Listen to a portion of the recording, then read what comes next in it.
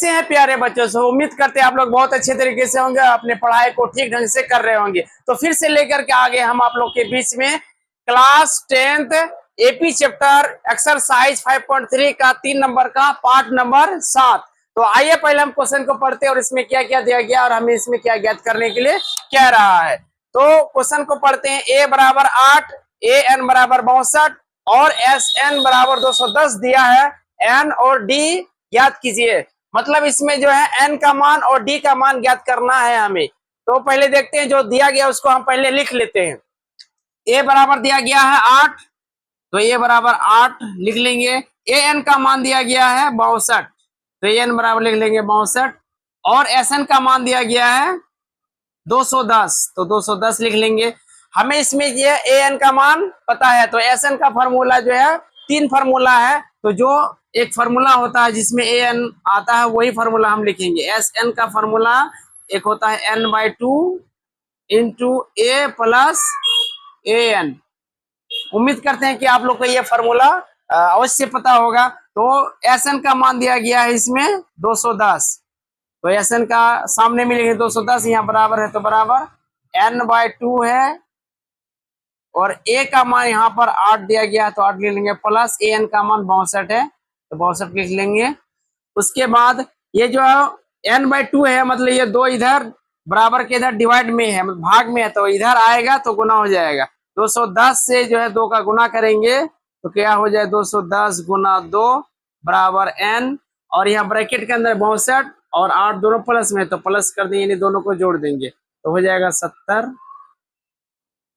210 गुना 2 करेंगे तो कितना हो जाएगा 420 बराबर, यहाँ ब्रैकेट हटेगा तो 70 से गुना होगा, 70 गुना n करेंगे तो 70n। अब हम इसे सीधा करके लिख लेंगे 70n बराबर 420। तो n बराबर क्या हो जाएगा प्यारे बच्चों सब 420 बराबर किधर, और 70 जो इधर गुना में है इधर आएगा तो भाग में हो जाएगा 70। तो यहाँ जी ऊपर में भी एक 0 है, नीचे में भी एक 0, तो 0 0 को कटा देंगे। यहाँ कितना बचा 42 और नीचे में 7 है, तो 7 से भाग देंगे तो 7 6 के 42। तो n का मान यहाँ से हमें मालूम चल गया, n बराबर 6।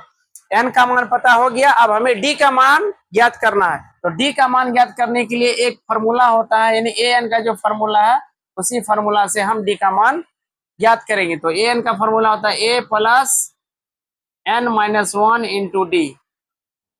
ए एन का मान दिया गया है 62 बराबर ए का मान दिया हुआ 8 प्लस एन का मान कितना निकला है, यहाँ 6 निकला है, मतलब 6 माइनस 1, और डी का मान हमें ज्ञात करना है। तो डी की जगह में डी रहेगा, इधर 62 है, ये जो है 8 बराबर के इधर प्लस में इधर लेके आएंगे तो माइनस बराबर, यहाँ 6 में 1 घटाएंगे तो 5 5 गुना डी करेंगे तो 5d, मतलब 5d हो जाएगा।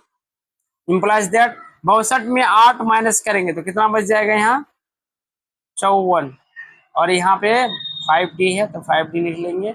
अब इसको सीधा करके लेंगे, 5d को पहले इधर लिख लेंगे बराबर के इधर 54, तो d बराबर हो जाएगा 54, और ये जो 5 है गुना में इधर आके भाग में हो जाएगा, यानी इसके नीचे हो जाएगा। तो यहाँ से d का मान पता हो गया 54/5।